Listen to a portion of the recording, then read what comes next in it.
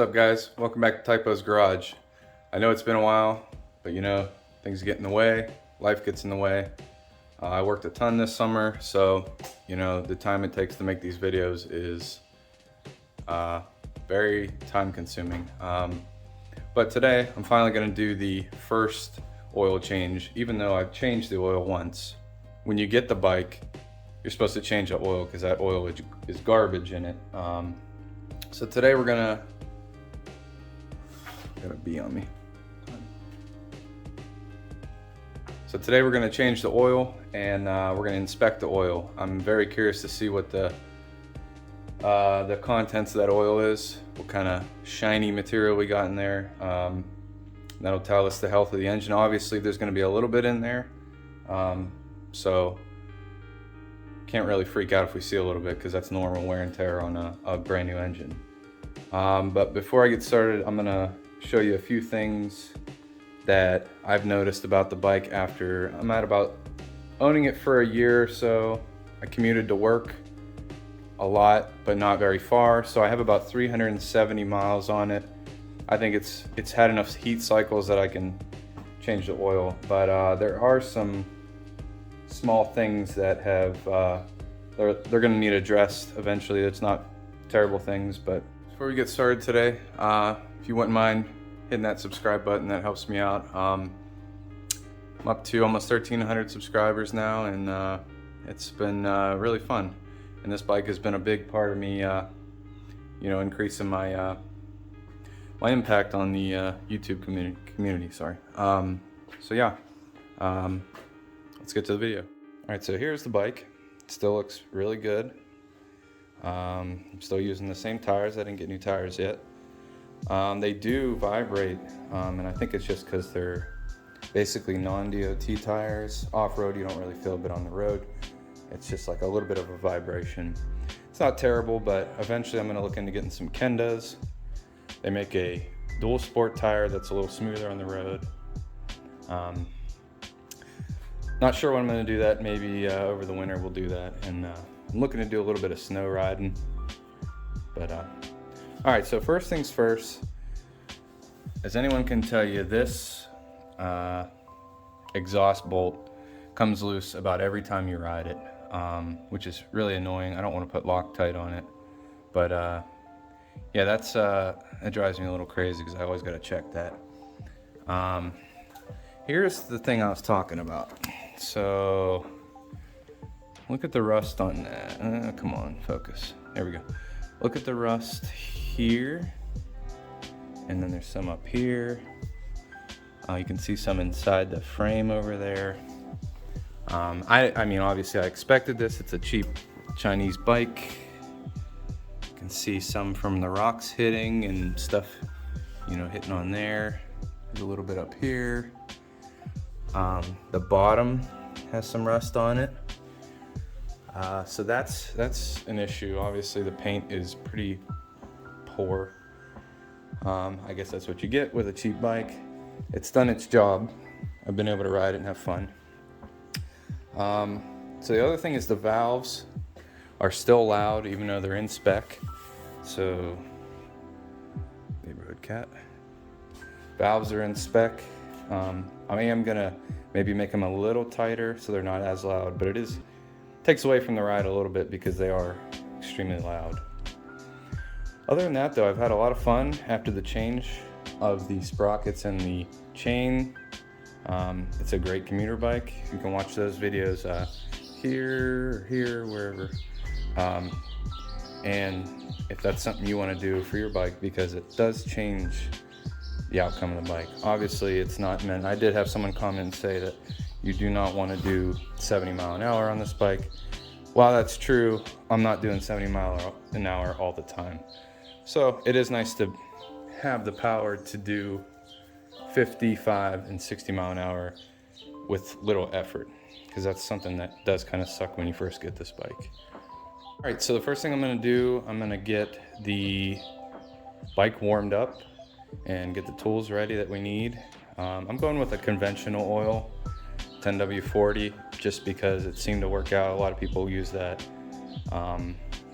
Right now, I think there's Rotella T6 in it.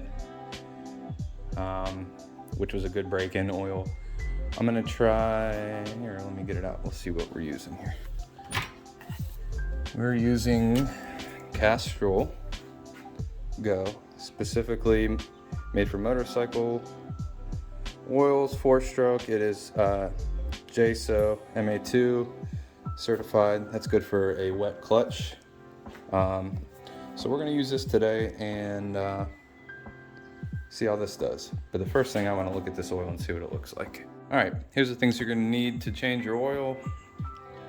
You have your oil, it takes 1.6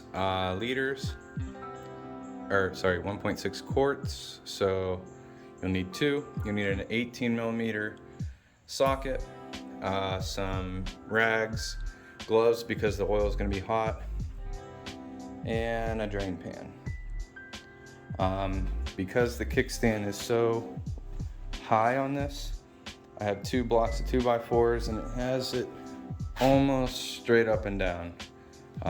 So for the final check, the bike will have to be straight up and down. We'll go over that later.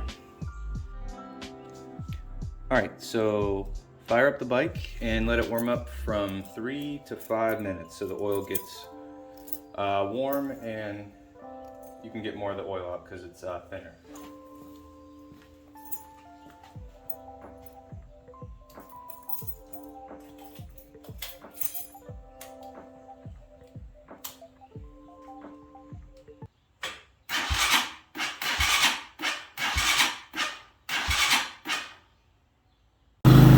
All right, we got it running.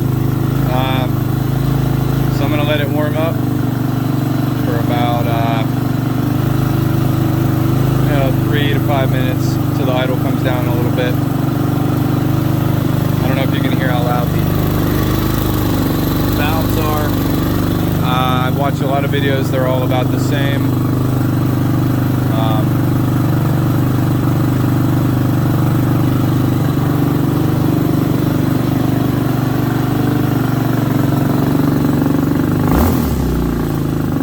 That's a lot of fuel in there from me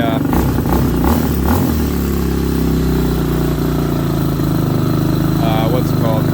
Trying to start it. So, all right. I'll see you guys once it's warmed up. All right, once you're warmed up and you let it sit for a minute or so. Also, look, there's another spot where there's rust. Where's the camera? Come on. Yeah. All right. So you can hear it ticking. You know it's warmed up. So what you're going to be looking for is your drain plug, which is right there. See this bolt? Oh my God. Sorry. All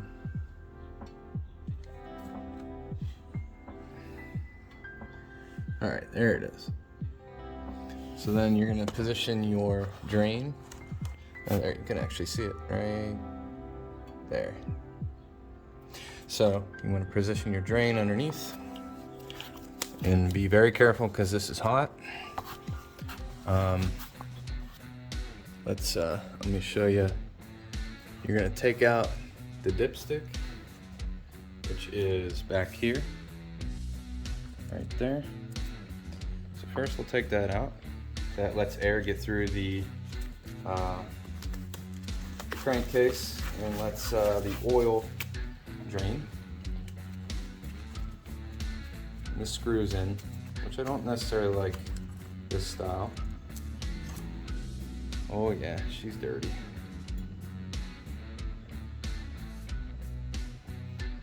Okay, so we'll set this here. Now, take your 18mm, drop you down so you can see.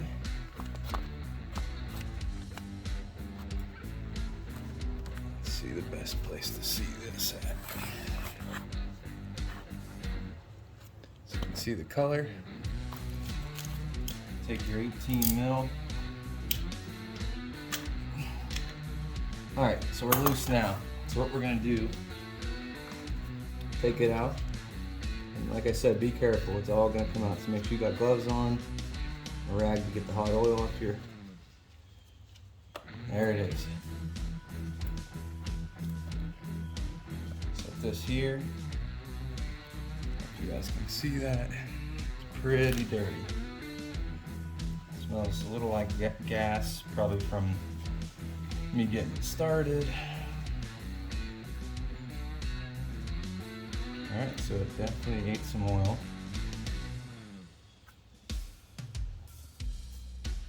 We'll let this drain for a while.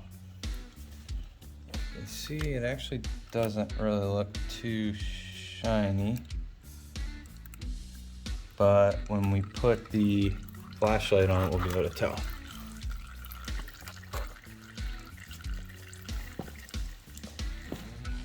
Make sure you prop the bike up straight, drain everything. You see definitely some more is coming out there.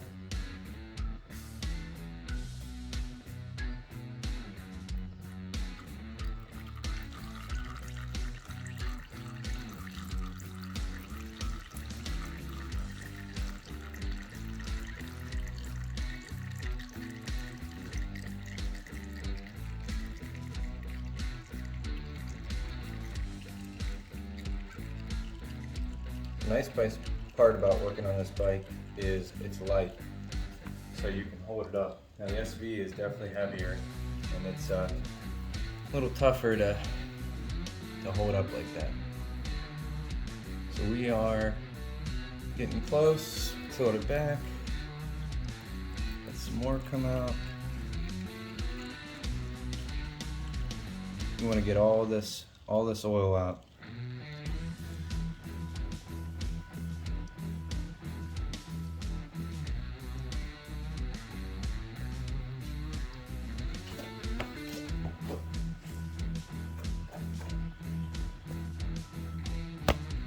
Alright, so now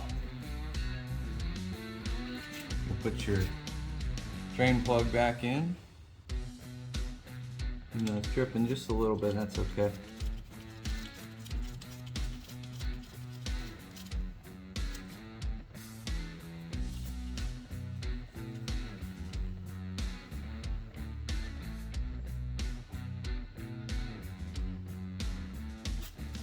Actually, you know, I forgot. There is, on the other side here, there is an oil filter. And it is right there. So we're gonna take that. Yeah. Try. Alright, it's actually really clean.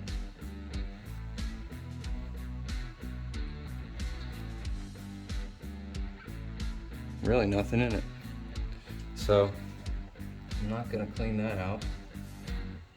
I am gonna tilt the bike to get if there's anything in this side out.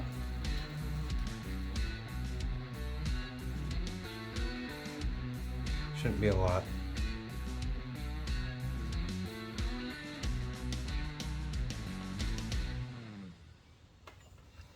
Take one of these out.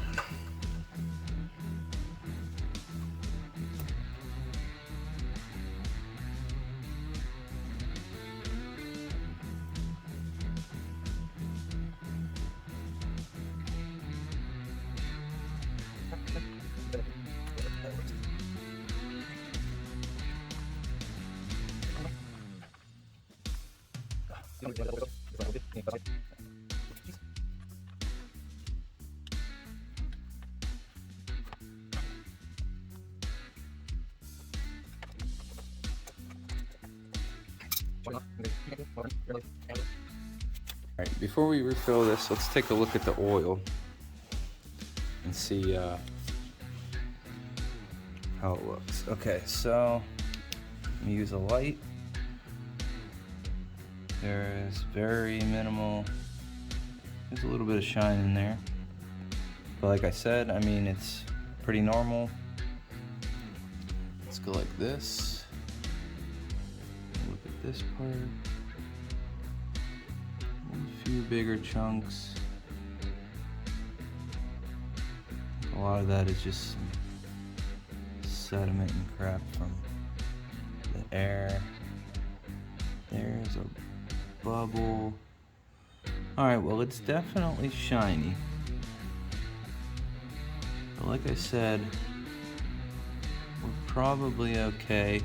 The next oil change will be the big inspection.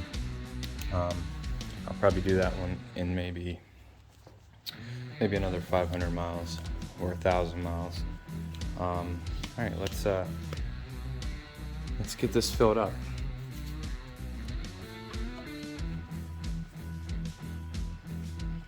So we know it's going to take at least 1 quart. One quart. Sorry. So we'll put this in.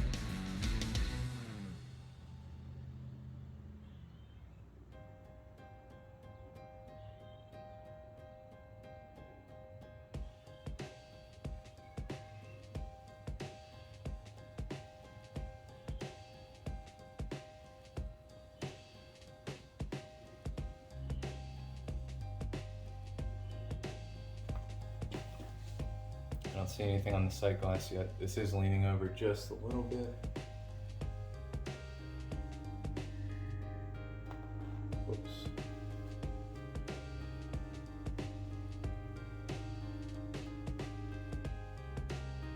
Okay, I actually see some on there.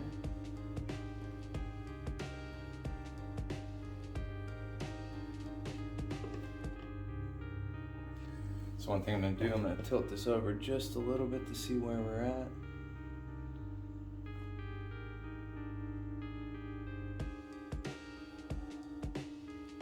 Looks pretty full.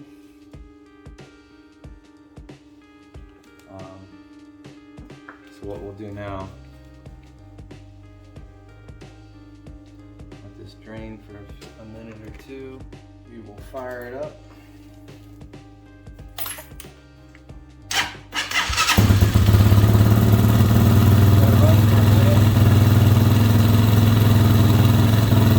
Also check for leaks.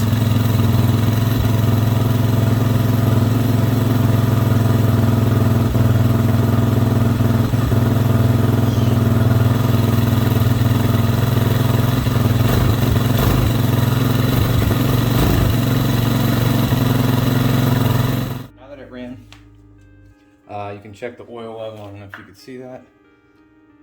It's a little low, because that disperses the oil in the engine where it normally sits.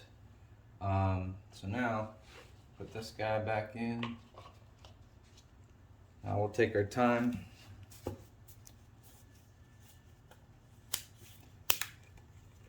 Use a new one here.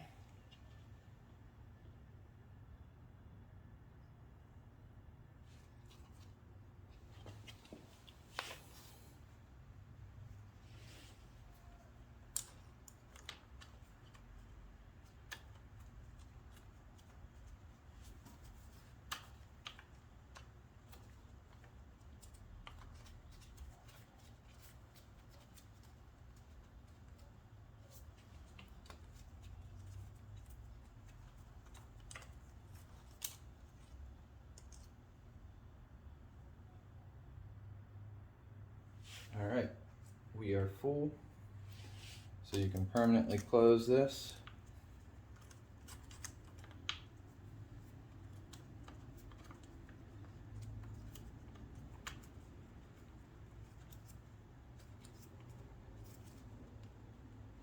And we'll fire it back up.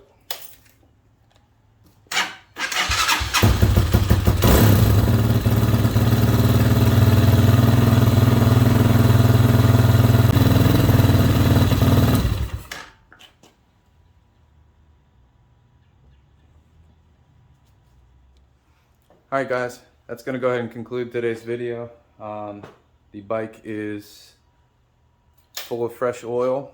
The old oil is out. Make sure you recycle this. A lot of auto parts like O'Reilly's will take oil. Yeah, so the next one will be about maybe 500 to 1,000 miles. I'll base it off of how the oil looks. I'm also gonna do a valve check, but the bike has to be completely cold. And hopefully it'll run a little smoother. I wanted a little bit more loose, valves, while the bike broke in. That way it has a little more leeway. It's suggested in the manual.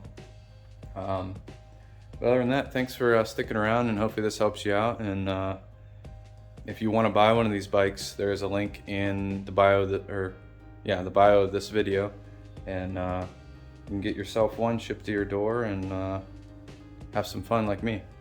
Don't forget to subscribe if you enjoyed this video, and I'll catch you guys in the next one. Peace.